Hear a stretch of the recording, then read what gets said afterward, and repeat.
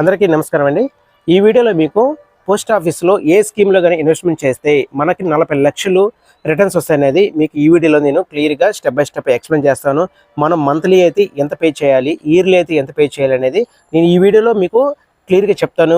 మీరు ఈ వీడియోని చూసిన వాళ్ళు ఎవరికైనా ఇంట్రెస్ట్ ఉంటే మీ దగ్గరలో ఉన్న పోస్ట్ ఆఫీస్కి వెళ్ళి మీరు వెంటనే నేను చెప్పిన విధంగా కానీ మీరు చేసుకుంటే మీకు ఖచ్చితంగా 40 లక్షలు అనేది రిటర్న్స్ వస్తుంది. అయితే ఎన్ని సంవత్సరాలకు వస్తుంది, ఇలా దీనికి రూల్స్ ఏంటి, దీనికి ఇంకేమైనా ఉన్నాయా అనేది ఇప్పుడు మనం తెలుసుకుందాము.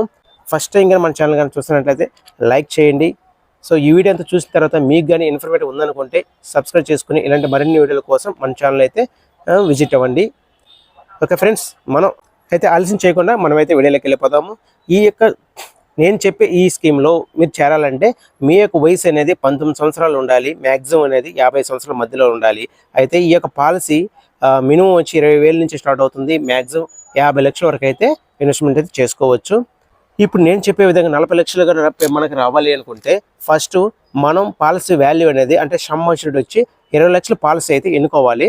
20 లక్షల పాలసీ ఎన్నుకుంటే మనం 20 సంవత్సరాలు పీరియడ్ పెట్టుకోవాలన్నమాట. డ్యూరేషన్ 20 సంవత్సరాలు మనం కడితే మనకి 20 సంవత్సరాల తర్వాత 20 లక్షలకి మనం కడితే ఇంకొక 20 లక్షలు అనేది మనకి వడ్డీ రూపంలో అంటే బోనస్ రూపంలో రావడం జరుగుతుంది. అంటే 40,80,000 అయితే వస్తుంది. అయితే మనం నెలకి ఎంత కట్టాలి? సపోజ్ మనం 20 లక్షల పాలసీ 20 సంవత్సరాలు టర్మ్ పెట్టుకున్నాము.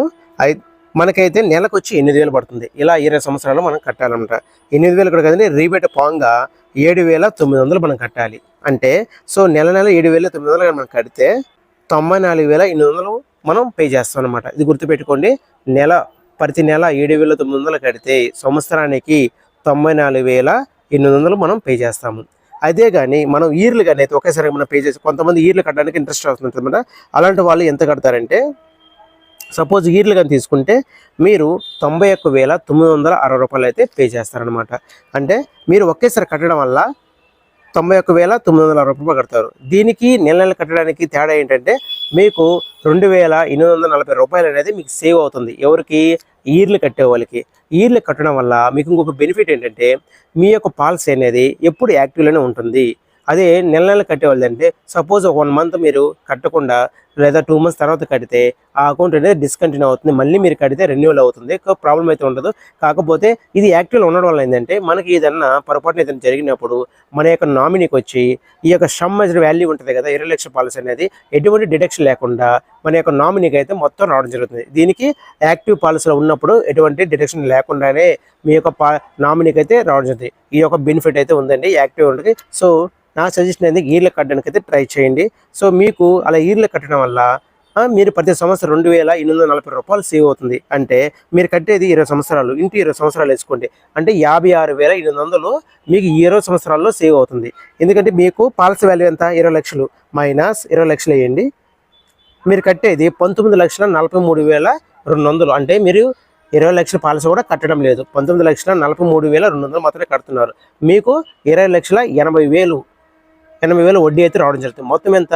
40,80,000 వడ్డీ అయితే వస్తుంది. సో ఈ విధంగా మనం 20 సంవత్సరాలు టర్మ్ పెట్టుకొని 20 లక్షల పాలసీ ఎన్నుకుంటే మీకు 40,80,000 అయితే మీ చేతికి 20 సంవత్సరాల తర్వాత వెంటనే మీ చేతికి అయితే రావడం జరుగుతుంది. అయితే మీకు మధ్యలో అవసరం వస్తే మేమేం చేయాలి అని మీ డౌట్ రావచ్చు. మీకేంటంటే మధ్యలో మీకు అవసరమైతే ఆఫ్టర్ 3 years తర్వాత మీరు ఒక లోన్ రూపంలో మీరు కొంత అమౌంట్ అయితే తీసుకోవచ్చు. అదే లేదు నేను కట్టలేని పరిస్థితిలో ఉన్నాను అనుకుంటే అదే 3 సంవత్సరాల తర్వాత మీరు సరెండర్ అయితే చేసుకోవచ్చు అనమాట. సపోజ్ మీరు 3 సంవత్సరాల తర్వాత లోన్ తీసుకుంటే మీరు కట్టిన అమౌంట్ అయితే రావడం జరుగుతుంది. అదే కానీ 5 years తర్వాత కానీ మీరు కానీ లోన్ అప్లై చేసుకుంటే ఇంకొంచెం ఎక్కువ వస్తుంది. ఎందుకంటారా, 5 years తర్వాత అయితే ఈ 1 year నుంచి 5 years మధ్యలో మీ యొక్క బోనస్ అనేది ఎవ్రీ ఇయర్ మీకు బోనస్ అనేది యాడ్ అవుతుంది. ఆ బోనస్ ప్లస్ మీరు కట్టిన డబ్బుల నుంచి లోన్ వస్తుంది. అదే 5 years బిలో అయింది అనుకోండి, మీరు కట్టిన డబ్బుల నుంచి లోన్ వస్తుంది. అప్పుడు రెండింటికి డిఫరెన్స్ ఉంది కదా. సో ఈ విధంగా మీరైతే లోన్ అయితే తీసుకోవచ్చు. మధ్యలో అవసరమైనప్పుడు మీకు మధ్యలో కట్టలేనప్పుడు కూడా క్లోజ్ చేసుకోవచ్చు. అన్ని విధాలుగా చాలా ఫ్రెండ్లీగా ఈజీగా బాగుంటుంది ఈ యొక్క స్కీమ్లో. సో ఎవరికైనా ఇంట్రెస్ట్ ఉంటే మాత్రం మీ దగ్గర ఉన్న పోస్ట్ ఆఫీస్లోకి వెళ్ళి ఈ యొక్క పాలసీ అయితే మీరు తీసుకోవడానికి ట్రై చేయండి. చాలా మంచి స్కీము. ప్లస్ మనకి ఏదైనా రిస్క్ ఉన్నా కూడా 20 లక్షలు అనేది మన నామినీకి వస్తుంది. అదే మీరు ఒక 5 సంవత్సరాల తర్వాత 10 సంవత్సరాల తర్వాత రిస్క్ జరిగితే మీరు కట్టిన ప్లస్ బోనస్ ప్లస్ ఇన్సూరెన్స్ బీమా మొత్తం వస్తుంది అనమాట మీ యొక్క నామినీకి. ఎటు చూసినా మనకి ఈ స్కీమ్ నుంచి లాభం తప్ప నష్టం అనేది ఎక్కడా లేదు.